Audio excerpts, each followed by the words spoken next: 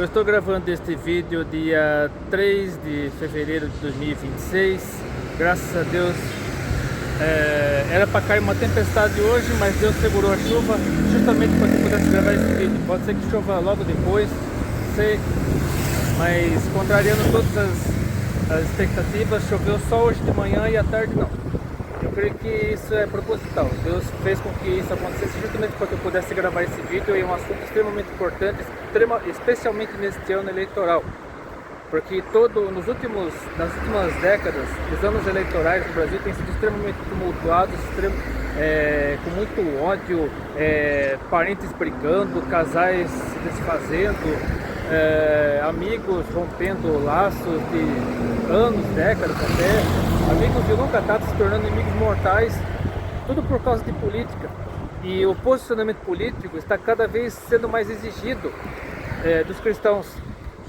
Os cristãos não podem mais ser neutros, eles têm que se posicionar, mesmo que sofram perseguição, mesmo que sofram calúnia, injúria, difamação, mesmo que sofram todo tipo de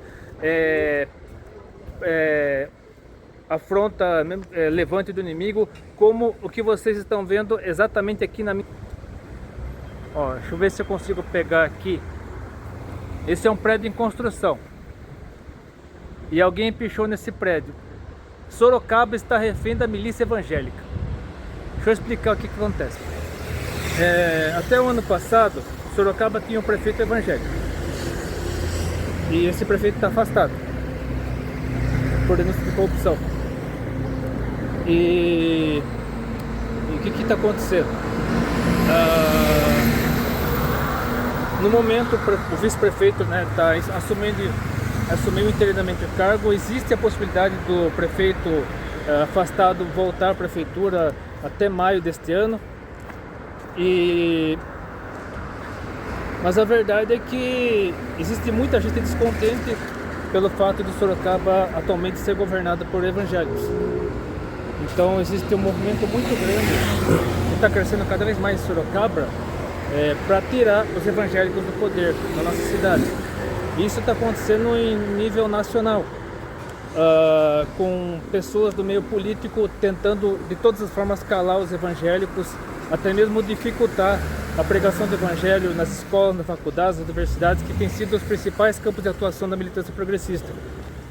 Além da própria cultura, você vê, isso ocorre a nível mundial, a própria cultura a nível mundial está abraçando a causa woke, a causa progressista, a lacração, não permitindo que os cristãos se manifestem. Tudo quanto é conteúdo cristão, em todas as áreas, da cultura, educação. Inclusive eu sou favorável à volta do Ministério da Educação e Cultura, Espero que o próximo presidente, seja ele quem for, volte a fundir o Ministério da Educação com o Ministério da Cultura, porque cultura e educação tem tudo a ver um com o outro. Por isso que o próprio nome MEC é a sigla para Ministério da Educação e Cultura. Só que se você falar de Ministério da Educação e Cultura para o militante progressista, ele já xingará você de fascista. Porque é o que eles menos querem, fundir educação e cultura. Porque eles acham que a cultura é algo amoral, é algo que não pode estar preso a nenhum vínculo hétero, judaico, cristão, enfim. Mas a nossa cultura a nossa sociedade, a sociedade brasileira foi construída sob as bases judaico-cristãs, querendo eles ou não. E o que acontece? Existe um debate, em ano eleitoral isso é mais evidente, sobre o cristão poder participar ou não da política.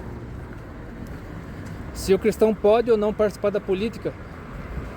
Porque eu percebo em muitas igrejas históricas, igrejas até mesmo ditas tradicionais, os progressistas estão aumentando muito, a militância progressista está crescendo muito nas igrejas consideradas históricas, reformadas,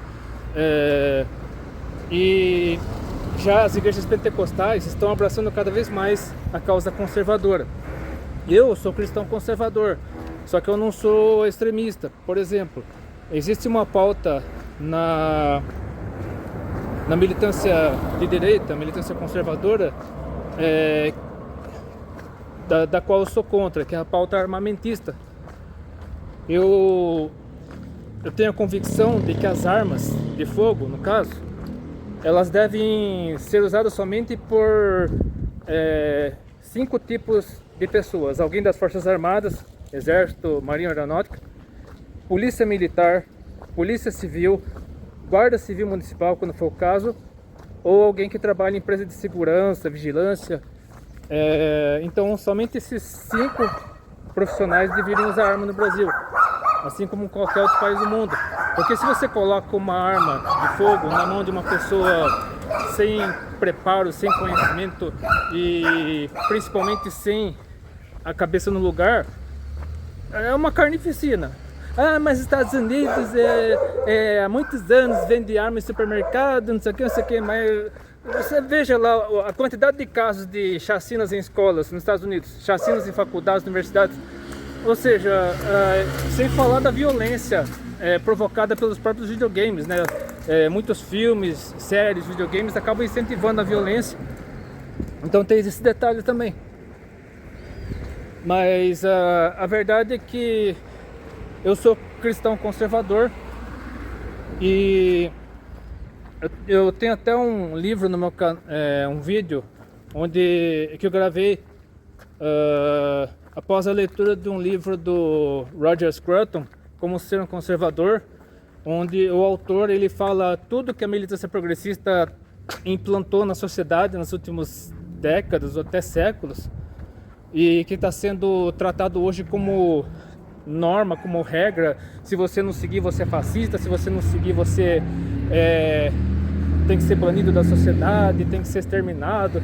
Então, e como podemos mudar esse cenário para que nós possamos fazer uma reforma, no sentido que reformar, o que significa reforma? Você trazer de volta o que era antes, assim como Lutero, Calvino, Zwinglio e muitos outros, próprio John Wesley, eles fizeram uma reforma na igreja para que ela voltasse a ser o que era antes da apostasia, nos 1000 anos de apostasia ocorridos durante a Idade Média. Então, da mesma forma, nós, cristãos conservadores, devemos lutar para que as pessoas voltem a ter o mínimo de respeito para com os cristãos, o mínimo de tolerância, e para que o evangelho possa ser pregado, possa ser anunciado. Isso ocorre também por meio da política. Aliás, principalmente hoje em dia, por meio da política. Então, querendo ou não, tudo hoje virou política. As pessoas usam a política para tudo. Qualquer discussão hoje em dia tem um viés político, ideológico. E como é que nós devemos proceder como cristãos? Temos aqui, na verdade, temos vários exemplos na Bíblia, né? Sem contar os reis de Israel, os reis de Judá, sendo que o rei Davi é o mais conhecido deles. Temos aqui 3 exemplos de reis tementes a Deus que atuaram em ambientes pagãos. Na verdade, não foram. Na verdade, foi o seguinte: três governantes, vai. Na verdade, a rainha foi só Esther. Foram 3 governantes tementes a Deus que atuaram em ambientes pagãos, sendo José do Egito, né? Na verdade, José, filho de Jacó, né? Que acabou se tornando tipo primeiro-ministro do Egito. Daniel, que juntamente com Ananias, Misael e Azarias acabaram se tornando governantes, pessoas influentes na Babilônia. E Hadassa, mais conhecida como Esther, que se tornou rainha da Pérsia. Comecemos por José, filho de Jacó, que era o filho preferido de Jacó, além dele Benjamim também, que tanto José quanto Benjamim foram filhos de Raquel. Raquel morreu ao dar à luz Benjamim, e então José e Benjamim eram os filhos preferidos de Jacó. Aí isso despertou a inveja dos irmãos de José, dos irmãos de José, tiveram inveja dele, colocaram num poço seco, venderam-no como escravo, para os ismaelitas. Aí ele foi levado para o Egito, vendido como escravo para Potifar. A esposa de Potifar começou a dar em cima dele. Aí Jacó acabou, na última tentativa, José se esquivou da mulher de Potifar. Ela acabou acusando José de tentativa de estupro. Ele foi preso justamente e ficou 2 anos preso. E nesse período de 2 anos,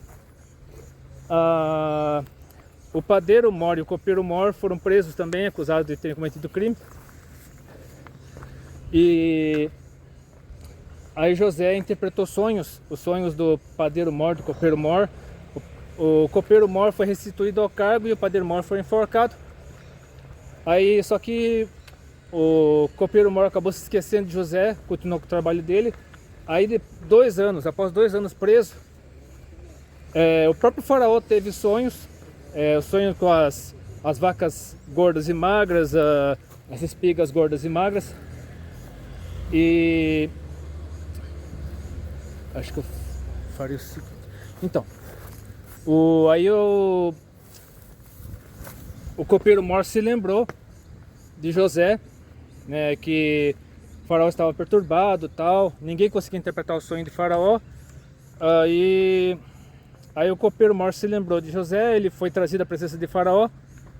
E aí José interpretou os sonhos de faraó, dizendo que haveria 7 anos de fartura, seguidos por 7 anos de fome. E ele sugeriu que o faraó escolhesse alguém, né, sem citar a ele mesmo, né, ele com toda a modéstia pediu para o faraó escolher alguém que ajudasse o faraó nesse processo, pelo qual o Egito teria que passar, para que o Egito colhesse tudo que fosse possível nos 7 anos de fartura, para que a população não viesse padecendo nos 7 anos de fome. Aí, lá no livro de Gênesis, capítulo 41, versículos 38 a 45, encontramos o seguinte: E disse Faraó a seus servos: Acharíamos um homem como este, em quem haja o Espírito de Deus? Depois disse Faraó a José: Pois que Deus te fez saber tudo isto, ninguém há tão entendido e sábio como tu. Tu estarás sobre a minha casa, e por tua boca se governará todo o meu povo. Somente no trono serei maior do que tu. Ou seja, José se tornaria primeiro-ministro do Egito. Disse mais Faraó a José: Vês aqui, te tenho posto sobre toda a terra do Egito. E tirou o Faraó o anel da sua mão, ao que já era sinônimo de honra, e o pôs na mão de José, e o fez vestir de roupas de linho fino, e pôs um colar de ouro no seu pescoço. Que os egípcios usavam colares coloridos, né? E o de José seria totalmente de ouro. E o fez subir no segundo carro que tinha, e clamava diante dele: Ajoelhai. Acho que é em egípcio, Abrak, uma coisa assim. Assim o pôs sobre toda a terra do Egito. E disse Faraó a José: Eu sou Faraó, porém sem ti ninguém levantará a sua mão ou o seu pé em toda a terra do Egito. E Faraó chamou o nome de José Zafenat Paneia, e deu-lhe por mulher Asenat, filho de Potifar, sacerdote de On. Ou seja, Potifar é um sacerdote idólatra. E a filha de um sacerdote idólatra foi dada como esposa a José. E saiu José por toda a terra do Egito. Aí no caso os filhos de José e Asenat seriam Efraim, Manassés. A história toda nós conhecemos, né? A sequência no caso, que a família de José passou a viver no Egito. José se reencontrou com o pai e tal. Cerca de 400 anos depois, os Hicsos, que governavam o Egito, eles foram tirados do trono do Egito pelos egípcios, né, nativos mesmo, egípcios da própria terra. Aí o faraó, que não conhecia José, era um egípcio mesmo, de etnia egípcia. Aí eles perceberam que os hebreus estavam na terra mais fértil, né, terra de Gósen, e estavam crescendo muito. Aí os governantes da época acabaram convencendo o faraó a escravizar o povo, e o povo começou a clamar, cada vez mais castigado e tal. Clamou a Deus, e os maiores avivamentos ocorrem das maiores crises a maior perseguição. Aí Deus apareceu lá para Moisés, por meio da sarça ardente. Moisés conduziu o povo, teve as 10 pragas e tal. Após a última praga, teve a primeira Páscoa, e após a última praga, que foi a morte dos primogênitos, o faraó finalmente liberou o povo para sair do Egito. Aí se arrependeu, mandou todo o exército atrás do povo, à beira do Mar Vermelho, para matar o povo. No fim o Mar Vermelho se abriu, o povo atravessou, os egípcios tentaram atravessar também, morreram. Aí após chegar à Terra Prometida, 40 anos depois, aí teve todo aquele vai e vem, o povo ora era fiel a Deus, ora não era. Aí o reino se dividiu. Aí depois, lá para 700 e alguma coisa antes de Cristo, os assírios invadiram o reino do norte de Israel, Samaria e tal. E aí depois, cerca de 200 anos depois, os babilônicos invadiram o reino do sul, Judá, destruíram Jerusalém. Aí Daniel, Ananias, Misael e Azarias estavam entre os degradados para Babilônia. Aí foram Ezequiel também e tal. Aí olha o que acontece com Daniel logo que eles têm os nomes mudados e tal. Daniel passa a se chamar Beltesazar, Ananias passa a se chamar Sadraque, Misael passa a se chamar Mesaque e Azarias passa a se chamar Abednego. Só que eles permaneceram fiéis a Deus, como está escrito aqui em Daniel capítulo 1, versículos 8 a 16. E Daniel propôs no seu coração não se contaminar com a porção das iguarias do rei, nem com o vinho que ele bebia. Portanto, pediu ao chefe dos eunucos que lhe permitisse não se contaminar. Ora, Deus fez com que Daniel achasse graça e misericórdia diante do chefe dos eunucos. E disse o chefe dos eunucos a Daniel: tenho medo do meu senhor, o rei, que determinou a vossa comida e a vossa bebida, pois por que veria ele os vossos rostos mais tristes do que os dos outros jovens da vossa cidade? Assim porias em perigo a minha cabeça para com o rei. Acho que é Aspenaz, o nome desse chefe dos eunucos. Aí, então disse Daniel ao despenseiro, a quem o chefe dos eunucos havia constituído sobre Daniel, Ananias, Misael e Azarias: experimenta, peste, os teus servos 10 dias, e que se nos deem legumes a comer e água a beber. Então se examine diante de ti a nossa aparência e a aparência dos jovens que comem a porção das iguarias do rei, e conforme vires procederás para com os teus servos. E ele consentiu isto e os experimentou 10 dias. E ao fim dos 10 dias apareceram os seus semblantes melhores, e eles estavam mais gordos de carne do que todos os jovens que comiam das iguarias do rei. Assim o despenseiro tirou-lhes a porção das iguarias e o vinho de que deviam beber, e lhes dava legumes.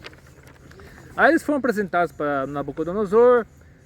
Nabucodonosor teve o sonho lá com a estátua de vários metais. Aí cai a pedra no pé da estátua, a estátua vira pó, a pedra vira uma montanha que cresce e toma conta de toda a terra.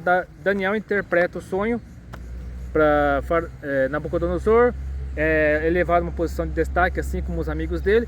Aí após eles chegarem nessa posição de destaque, acontece outro episódio, que é o da estátua totalmente de ouro.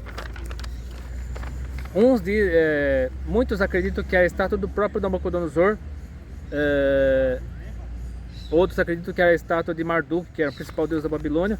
Mas de qualquer forma, uma estátua totalmente de ouro, ao contrário da estátua do sonho, que era uma estátua de vários metais, e a cabeça de ouro simbolizava Babilônia.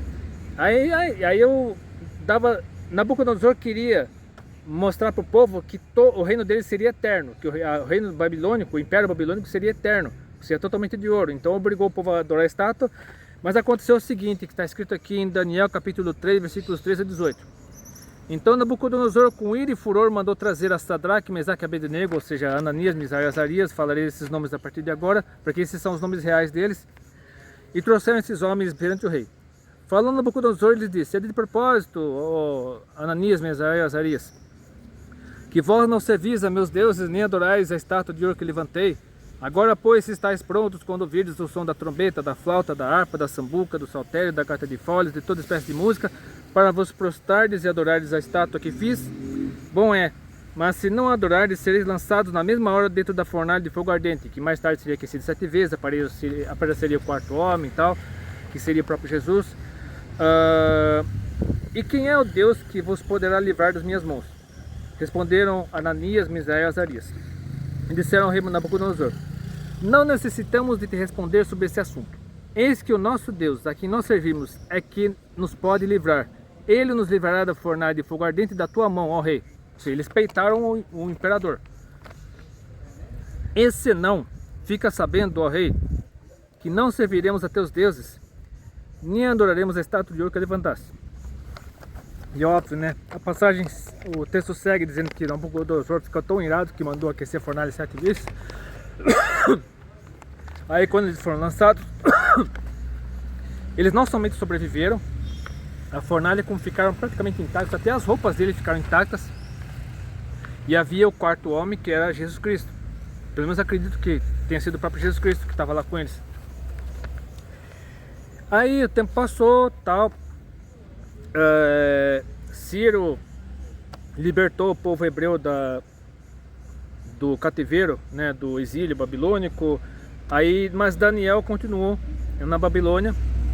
A Babilônia foi governada por Dario. E aí os assessores, né, os papagaios de pirata de Dario, obrigaram Dario a assinar um decreto para que toda pessoa, antes de consultar qualquer deus, consultasse ao rei. Só que olha o que aconteceu aqui, Daniel capítulo 6, versículo 10. Daniel, pois, quando soube que o edito estava assinado, entrou em sua casa. Ora, havia no seu quarto janelas abertas do lado de Jerusalém, e 3 vezes no dia se punha de joelhos e orava e dava graça diante do seu Deus, como também antes costumava fazer. Ou seja, o decreto de Dario não intimidou Daniel. Ele continuou fazendo o que ele fazia antes, mesmo sabendo que ele poderia ser lançado à cova dos leões, como ele foi lançado à cova dos leões, sobreviveu.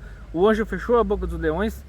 Eles não fizeram dano algum a Daniel. Aí, logo que ele saiu de lá, os papagaios de pirata que tinham acusado Daniel foram lançados lá dentro, e antes, com suas famílias, né, eles e seus familiares, e antes de eles chegarem ao fundo da cova, os leões despedaçaram. Agora vamos para Hadassa, mais conhecida como Esther. Lembrando que Esther era um nome pagão, né? Esther vem de Ostara, que era a deusa lá do coelho, dos ovos, enfim. Aí lá na Pérsia, no caso, em Suzã, que era a antiga capital da Pérsia, hoje Irã, o Amã, ele decidiu matar os judeus porque Mardoqueu, o tio de Hadassa, não tinha se curvado diante dele. Então ele ficou com tanto ódio que obrigou o rei Assuero a assinar um edito, um decreto, para exterminar todos os judeus. E os judeus, obviamente, eles ficaram, lamentaram, jejuaram, choraram, né, desesperados. E aí antes do prazo, né, Mardoqueu mandou um mensageiro, porque Mardoqueu e Esther não podiam conversar diretamente, eles conversavam por meio de mensageiros, leve e trás.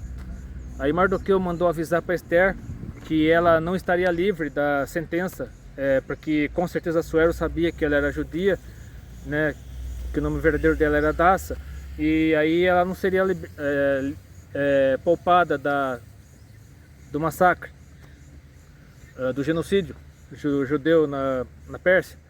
E isso em todo o Império Persa, não só na Pérsia, propriamente dito, em todo o Império Persa haveria o extermínio dos judeus. Aí Hadassa fez o seguinte, aqui no livro de Esther, capítulo 4, versículos 15 e 16. Então disse Esther que tornasse a dizer a Mardoqueu: vai, ajunta todos os judeus que se acharem em Suzã, e jejuai por mim, e não comais nem bebais por 3 dias, nem de dia nem de noite.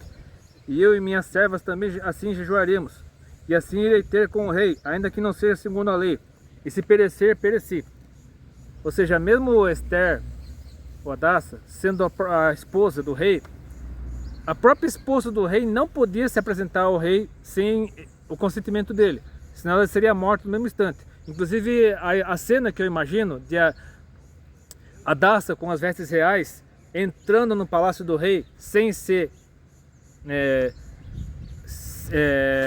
anunciada, ao momento que ela apareceu na sala do trono, todos os soldados apontaram as flechas contra ela para matá-la, esperando apenas uma ordem do rei, mas ele não deu ordem para matá-la, pelo contrário, estendeu o cetro para ela em sinal de misericórdia.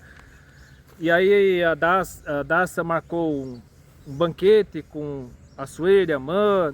Durante o banquete, a Daça denunciou Amã. A mãe foi enforcada na mesma forca que tinha sido preparada para Mardoqueu. Aí a Daça conseguiu convencer o rei Assuero a assinar outro decreto para que os judeus pudessem matar aqueles que tentassem matá-los. Então todos os judeus do Império Persa foram autorizados a matar todos aqueles que quisessem matá-los. Aí acabou se revertendo, isso virou a festa do Purim, que é celebrada até hoje em Israel, como ocasião festiva de libertação do povo judeu. Agora vamos para dois textos que são a resposta definitiva, porque muita gente dá resposta definitiva sobre muita coisa hoje em dia, mas esses dois textos são suficientes, além dos textos que eu já li sobre José do Egito, Daniel e Hadassah. Inclusive o livro de Esther eu mencionei aqui depois de Daniel, porque Esther cronologicamente veio depois de Daniel. Isso. Esther veio depois de Daniel, então na Bíblia o livro de Esther veio antes de Daniel, mas eu mencionei depois aqui, eu troquei porque Esther ou Hadassah veio depois de Daniel. Mas aqui no segundo livro das Crônicas, capítulo 7, versículo 14, Deus respondendo à oração de Salomão por ocasião da consagração do templo em Jerusalém: e se meu povo que se chama pelo meu nome se humilhar e orar e buscar a minha face e se converter dos seus maus caminhos, então eu ouvirei dos céus e perdoarei os seus pecados e sararei a sua terra. Demonstrando que todo povo que buscasse a Deus, Deus protegeria. E quando o povo fosse infiel, como infelizmente todo mês de fevereiro ou março, dependendo do ano, ocorre aquele mesmo problema, entre fevereiro e março. Não, entre janeiro e março, na verdade. Já estão falando do carnaval. Já tem cantora com a boca torta, demonstrando estar possuída. Enfim, está acontecendo uma série de coisas antes do carnaval. Imagine durante o carnaval que pode acontecer. Mas enfim, o carnaval continua sendo um câncer no Brasil, assim como as festas juninas e julinas e vários outros eventos. O próprio Halloween, que veio dos Estados Unidos, está sendo implantado no Brasil como se fosse uma festa brasileira. Mas assim, festas pagãs totalmente desprovidas de conteúdo bíblico, totalmente desprovidas de base bíblica, e festas cristãs paganizadas como a Páscoa e o Natal. Lembrando que a Páscoa e o Natal são festas cristãs, são celebrações cristãs que o paganismo perverteu de um jeito que hoje em dia a Páscoa é sinônimo de coelho e ovo. Lembrando que coelho e ovo tem a ver com Ostara e não com a verdadeira Páscoa. E o Natal virou sinônimo de Papai Noel e uma série de outras lendas, inclusive a própria árvore de Tammuz, que eu sempre faço questão de mencionar todos os anos, que a árvore dita de Natal, mas na verdade de Tammuz, ela tem a ver com Semiramis, Nimrod, adoração pagã, enfim. E o Salmo 33, versículo 12 também é para encerrar qualquer discussão a respeito desse assunto, de que o povo que teme a Deus, ele é sim abençoado. Pode passar por perseguições, pode passar por lutas, provas, pode passar por uma série de dificuldades, mas quando busca a Deus, Deus responde, Deus intervém. Salmo 33, versículo 12 diz o seguinte: bem-aventurada é a nação cujo Deus é o Senhor e o povo ao qual escolheu para sua herança. Aqui falava de Israel, só que Israel hoje em dia é um país onde ainda tem muitos judeus ortodoxos, tem muçulmanos, cristãos também, só que os cristãos que ainda estão hoje em Israel, eles têm dificuldade para evangelizar, para pregar o evangelho lá dentro, né? Eles estão praticamente impedidos de fazer evangelismo dentro do próprio país onde eles moram, por conta do judaísmo ortodoxo, por conta do islamismo e tal. Mas mesmo assim Israel continua acolhendo os cristãos. Muitas caravanas de cristãos evangélicos viajam para Israel. Então a maior parte do turismo em Israel é de cristãos evangélicos. Então, pelo menos nesse ponto, Israel ainda é um país que recebe bem os cristãos. apesar da militância progressista de muitos países que não reconhecem Israel como Estado soberano, querendo acabar com Israel, destruir Israel, enfim. Mas o certo é que a política deve sim fazer parte do nosso cotidiano cristão. E agora vamos para um outro debate que tem a ver com esse assunto também, e que é um assunto fresquinho. A polêmica acabou de surgir. Acho que eu comecei eu tomei conhecimento dessa polêmica hoje ou ontem à noite. Eu não lembro se foi ontem à noite, se foi hoje cedo. Lembrando que eu estou gravando esse vídeo dia 3 de fevereiro de 2026. E eu creio que quando esse vídeo for publicado, eu pretendo publicar dia 9. Próxima segunda-feira, dia 9 de fevereiro de 2026. Eu creio que esse assunto entrará quinto, porque a música acabou de ser lançada. E eu quero ler a letra dessa música aqui. O título da música é Auê. Subtítulo A Fé Ganhou. Composta por Marco Teles, com participação de Ana Heloísa, Felipe Dagui e Coletivo Candeeiro. A letra da música, presta atenção. Eu não falarei mais nada. Eu quero que você ouça a letra da música e tire suas próprias conclusões à luz da palavra de Deus. Se você for cristão, evangélico, praticante, se você for temente a Deus, se você for bom de escola bíblica dominical, preste atenção nessa letra e não se deixe enganar, não deixe que o inimigo perturbe sua mente e faça você pensar coisa errada, porque muita gente está usando a letra dessa música para distorcer completamente o evangelho. Aliás, a própria letra da música distorce completamente o verdadeiro evangelho de Cristo. Preste atenção. Pode entrar, eu ouvi. Alagou o olhar, quando o lustre está no chão, onde os meus estão. Com a folha eu aprendi como se deve cair. E agora com as mãos estendidas você quer me levantar, diz que aqui é o meu lugar, com minhas roupas, minhas falhas, minhas brigas. Com a folha eu aprendi como se deve cair. E agora com as mãos estendidas você quer me levantar, diz que aqui é meu lugar, com minhas roupas, minhas falhas, minhas birras. Tá brigas no... Bom, enfim. Aí tem um refrão, né? Auê, auê, auê, auê. O que é auê? Auê é confusão em dialeto africano. Começa por aí. Aí continua. Com a folha eu aprendi como se deve cair. E agora com as mãos estendidas você quer me levantar. Diz que aqui é meu lugar, com minhas roupas, minhas falhas, minhas birras. Aí que vem o trecho mais polêmico. Além do próprio auê, né? Esse é um dos trechos mais polêmicos da música.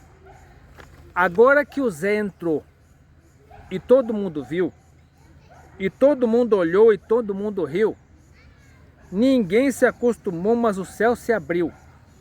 Agora que a fé ganhou e a Maria sambou, sua saia balançou, alguém se incomodou com a cor que ela mostrou, mas o céu coloriu.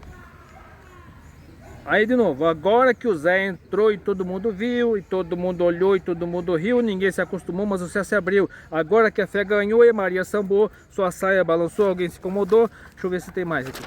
Tem. Auê, solta a tua criança até explodir em glória. Auê, dança na ciranda da fé que te abriu as portas. Auê, solta a tua criança até explodir em glória. Com a folha eu aprendi como se deve cair, e agora, e agora, e agora, e agora. Auê, dança na ciranda da fé que te abriu as portas. Auê, solta a tua criança até explodir em glória. Auê, emole, bam... Nossa. Dança na ciranda da fé que te abriu as portas. Auê, solta a tua criança até explodir em glória. Qual que é o problema dessa música? Sincretismo religioso. Esse é o maior problema dessa música. Eu não quero falar sobre o Coletivo Candeeiro, porque eu já tenho um vídeo sobre o Coletivo Candeeiro. Eu viajei para Brasília pela primeira vez dia 18 de novembro de 2023. E o Marco Teles, com o Felipe da Guia, cantou no Overmission ocorrido em Brasília. O único Overmission que eu fui, eu acredito que seja o último, né? Primeiro e último Overmission que eu fui em toda a minha vida. E o Marco Teles causou polêmica, para variar, né? E eu posso dizer, sem medo de parecer exagerado, que o Marco Teles, ele tem um pensamento bastante xenofóbico. Porque ele quer banir, não só ele, né? O Coletivo Candeeiro, o próprio termo coletivo é um termo usado principalmente, quase que exclusivamente para militância progressista. Então, começa por aí, o termo coletivo. E candeeiro é uma referência ao candeeiro, né? Lanterna, né? Lamparina, enfim. Mas enfim, o coletivo candeeiro, por meio de Marco Teles e outros que fazem parte desse grupo, querem exterminar, aniquilar qualquer influência estrangeira na música cristã brasileira. Isso é xenofobia. Isso é preconceito. Inclusive muitas pessoas têm preconceito contra o worship, um preconceito injustificado, um preconceito descabido, porque o worship é uma música, se você olhar bem para a essência do worship, é adoração. O termo worship é adoração em inglês. Então worship é uma música voltada para adoração a Deus, contemplação de a pessoa se quebrando a presença de Deus, e aquele louvor às vezes dura vários minutos, às vezes dura horas. E o worship é voltado para a contemplação de Deus, o louvor a Deus, a exaltação de Deus. É um estilo musical totalmente cristocêntrico, totalmente teocêntrico. E o que o Coletivo Candeeiro está fazendo aqui? Você me perdoe, não sei se você gosta de ouvir o Coletivo Candeeiro. Mas eles gostam de música secular. Eu acabei de ver aqui, antes de gravar esse vídeo, eu vi aqui no meu Instagram um dos vários, né? Existem muitos portais, muitos perfis no Instagram, no X e muitas redes sociais, no Facebook principalmente, isso está bombando. Muitos teólogos, apologetas comentando a respeito disso, falando do sincretismo religioso, e eu acrescento xenofobia também. Além do sincretismo religioso, a xenofobia. Porque você não querer que a música cristã norte-americana chegue ao Brasil, mas você acabar misturando a música cristã brasileira com outros tipos de música, até a de outras religiões, aí não tem como defender. E eu quero terminar esse vídeo mostrando o que a Bíblia diz a respeito da nossa fidelidade a Deus, apesar das perseguições.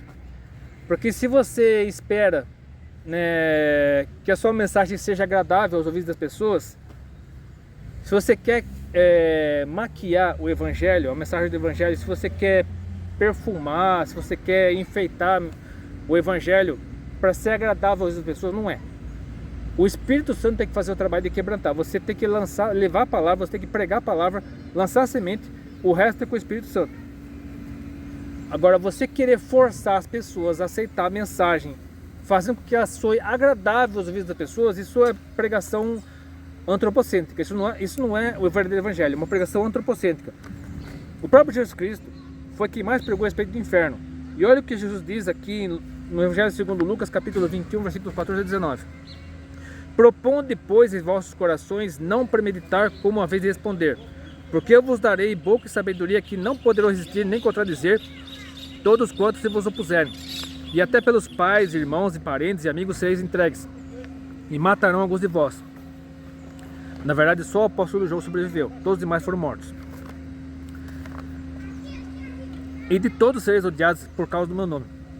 Mas não perecerá um único cabelo da vossa cabeça. Na vossa paciência possuí as vossas almas. Nossa paciência tem a ver com perseverança. Então, por meio da nossa perseverança, é que seremos protegidos por Deus, recebemos a retribuição do nosso Deus, e mesmo que venhamos a morrer pelo Evangelho, receberemos o galardão no céu, receberemos a coroa, o prêmio. E agora vamos para Atos capítulo 4, dois trechos do livro de Atos. Primeiramente capítulo 4, versículos 19 e 20. Quando Pedro e João, né, eles foram usados por Deus para curar o coxo lá da Porta Formosa. Ele apareceu para todo mundo, são e salvo, andando, pulando. Aí Pedro e João foram proibidos de anunciar Jesus. Olha o que eles responderam. Respondendo, porém, Pedro e João lhes disseram: julgai vós se é justo diante de Deus ouvir-vos antes a voz do que a Deus, porque não podemos deixar de falar do que temos visto e ouvido. E essa ênfase em obedecer primeiramente a Deus, em primeiro lugar a Deus, mesmo que temos que desobedecer a autoridades humanas, é reforçada aqui em Atos capítulo 5, versículos 29 a 32. Eles estavam no Sinédrio, um monte de gente importante, gente poderosa do ponto de vista religioso. a nata dos religiosos de Jerusalém. E mesmo assim aconteceu o seguinte: porém respondendo Pedro e os apóstolos disseram: mais importa obedecer a Deus do que aos homens. O Deus de nossos pais ressuscitou a Jesus, ao qual vós matastes. Ou seja, estava apontando na cara deles, suspendendo-o no madeiro. Lembrando que a cruz era um instrumento de tortura pagão, de origem pagã, que acabou se tornando o principal símbolo do cristianismo. Deus, com a sua destra, o elevou a príncipe e salvador para dar a Israel o arrependimento e a remissão dos pecados. E nós somos testemunhas acerca dessas palavras, e nós e também o Espírito Santo que Deus deu àqueles que lhe obedecem. Em Atos capítulo 5, versículos 29 e 32. E agora vamos para o trecho que o Marco Teles precisa ler na Bíblia dele, se é que ele não rasgou da Bíblia dele. Que está lá em Gálatas, né? Não só Marco Teles, né? Todo mundo que está lá com ele do Coletivo Candeeiro, todo mundo do Coletivo Candeeiro deveria pegar esse trecho, esse recorte do vídeo, procurar Gálatas capítulo 1, versículo 6 a 10, não querer distorcer esse texto para favorecer a eles mesmos, né? Porque muita gente distorce textos da Bíblia para interesse próprio. Existem até seitas que mudaram trechos inteiros da Bíblia para validar as doutrinas heréticas deles. Mas olha o que diz aqui, Gálatas capítulo 1, versículo 6 a 10. Maravilho-me de que tão depressa passasseis daquele que vos chamou a graça de Cristo para outro evangelho, o qual não é outro, mas alguns que vos inquietam e querem transtornar o evangelho de Cristo. Mas ainda que nós mesmos ou um anjo do céu vos anuncie outro evangelho, além do que já vos tenho anunciado, seja anátema, ou seja, maldito. Assim como já vos dissemos, agora de novo também vos digo. Ou seja, ele enfatiza, ele repete para enfatizar: se alguém vos anunciar outro evangelho além do que já recebesse, seja anátema. Porque persuado eu agora a homens ou a Deus, ou procuro agradar a homens, porque se estivesse ainda agradando aos homens, não seria servo de Cristo. E agora o Marco Teles, ele gravou um CD inteiro, né, um DVD, sei lá, falando sobre Timóteo, Timóteo, né, amado Timóteo, uma coisa assim, amado Timóteo, mencionando as cartas de Paulo a Timóteo. Só que ele próprio está caindo em contradição com o que ele mesmo compôs. Olha aqui, segunda carta a Timóteo, capítulo 1, versículo 7. Porque Deus não nos tem dado espírito de covardia, mas de poder, de amor e de moderação. Estou lendo, até esqueci de marcar aqui, estou lendo a versão Almeida da Revista Atualizada. Acredito que é a melhor versão, a melhor tradução desse texto. Porque na tradução Almeida Corrigida e Revista Fiel, que normalmente eu uso, está temor. Mas temor pode ter vários sentidos. Só que aqui é covardia mesmo. Covardia é você recuar, deixar que o medo paralise você.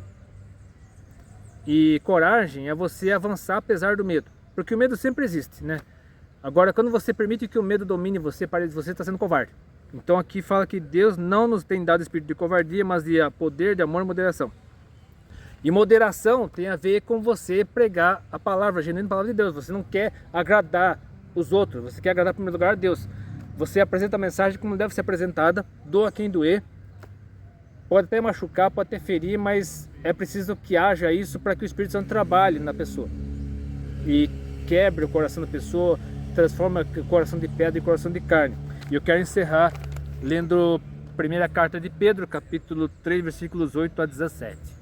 E finalmente, sede todos de um mesmo sentimento, compassivos, amando os irmãos, entranhavelmente misericordiosos e afáveis, não tornando mal por mal ou injúria por injúria, antes, pelo contrário, bem dizendo, sabendo que para isso foste chamados, para que por herança alcanceis a bênção. Porque quem quer amar a vida oferecida por Deus, e ver os dias bons, refreie a sua língua do mal, e os seus lábios não falem engano. Aparte-se do mal, até mesmo da aparência do mal, aquilo que aparentemente é bom, mas não é, e faça o bem. Busque a paz e siga, porque os olhos do Senhor estão sobre os justos e seus ouvidos atentos às suas orações. Mas o rosto do Senhor é contra os que fazem o mal. E qual é aquele que vos fará mal, se fordes seguidores do bem? Mas também se padecerdes por amor da justiça, sois bem-aventurados. E não temais com medo deles, nem vos turbeis. Antes, santificai ao Senhor Deus em vossos corações. e estáis sempre preparados para responder com mansidão e temor a qualquer que vos pedir a razão da esperança que há em vós, tendo uma boa consciência, para que naquilo em que falam mal de vós como de malfeitores, fiquem confundidos os que blasfemam da vossa boa conduta em Cristo, porque melhor é que padeçais fazendo bem, se a vontade de Deus assim o quer, do que fazendo mal. Então, o Brasil ainda não é um país onde é proibido pregar o evangelho. Ainda podemos pregar o evangelho em todo qualquer lugar, inclusive em praça pública, como essa aqui é da Vila Carvalho. Esse lugar aqui é conhecido tradicionalmente como Buracanã, porque fica num buraco. Aí a prefeitura fez uma reforma aqui faz pouco tempo. Vila Carvalho é um bairro onde eu nasci, cresci, passei uma parte da minha vida. E atualmente o Brasil é um país onde temos liberdade total para pregar o evangelho. É claro que em algumas localidades do Brasil os governantes não permitem evangelismo de rua, não permitem evangelismo em praça pública, porque existem termos que atualmente a militância progressista usa muito, que são epistemicídio, etnicismo, que é um termo chique para racismo, e assédio religioso. Você abordar a pessoa na rua para falar de Jesus, muitos eles consideram como um assédio religioso. Então eles tentaram, até hoje estão tentando proibir, estão tentando criminalizar, mas não conseguiram ainda, graças a Deus. E mesmo que isso venha a acontecer, mesmo que o evangelho seja criminalizado no Brasil, mesmo que a Bíblia seja proibida no Brasil, assim como é em várias outras partes do mundo, principalmente na Generalidade por 40, devemos permanecer fiéis, não devemos intimidar. E se você quiser, né, assim, participar das eleições esse ano, porque apesar de ser obrigatório, dá para justificar tudo se você não quiser participar, mas se você puder participar, participe. Por enquanto ninguém é candidato, no Brasil não existe nenhum candidato por enquanto. A campanha eleitoral começará lá para agosto desse ano, então todo mundo é pré-candidato. Todo mundo que pretende se eleger alguma coisa esse ano é pré-candidato. As candidaturas somente serão referendadas em agosto desse ano. Então até lá, pense bem, ore a Deus, busque a orientação de Deus e procure agir conforme a orientação do Espírito Santo. E que as escolhas que você fizer sejam somente pensando no reino de Deus, que você é cidadão deste mundo, você ainda está nessa terra, mas nós, acima de cidadãos da terra, somos cidadãos do céu. Então, mesmo que você não possa, por algum motivo, exercer sua cidadania na terra, sabe que você é cidadão no céu, e que se você permanecer fiel a Jesus Cristo até o fim, você será salvo e você poderá proclamar, você será coroado por Jesus Cristo, você será sagrado no céu. Então, se você gostou desse vídeo, curta, assista seus favoritos, inscreva-se no canal, Deus abençoe. Assista os vídeos que deixarei aqui no final, inclusive os vídeos da tela final, da minha viagem para Curitiba. Até depende, se quiser. And last but not least, you all guys can have political powers, you can have the best curriculum, you can have the best network. I think that Europe needs to claim a name above all, that is Jesus. Because when the left hear this name, they tremble. You cannot win this fight without him. Thank you so much. Being in this parliament is not merely a personal honor. Above all, it's a clear reminder of what is truly at stake in our time. Parliament exists because throughout history, free societies have understood a fundamental truth. Power must be overseen, confronted, and permanently questioned. And this is only possible where there is freedom, especially freedom of speech. Freedom is not a concession granted by the state. It does not arise from resolutions or administrative permissions. As Frederic Bastiat thought, it was not the law that created freedom. It was freedom that made the law. Uma igreja não morre quando diminui o número de membros. Uma igreja não morre quando o templo fecha. Uma igreja não morre quando a oferta baixa. A igreja morre quando o espírito se vai. O maior perigo da igreja no tempo atual é cair na mornidão de deixar o fogo do espírito que resiste ao anticristo se apagar. Aquele, porém, que perseverar até o fim será salvo. Não é perseverar para abrir a porta, não é perseverar para pegar carro novo, chave de casa nova, é perseverar para carregar o que Jesus liberou na cruz do Calvário. vai virar morto espiritual depois que Jesus já te encheu. Vai deixar o fogo apagar porque outros não querem? Problema de quem não quer. Eu estou falando com quem quer. Porque Deus faz com quem quer. Deus só precisou de um Abraão para prometer uma nova nação. Deus precisou de um Isaac para abrir poço que estava entulhado. Deus precisou de um Jacó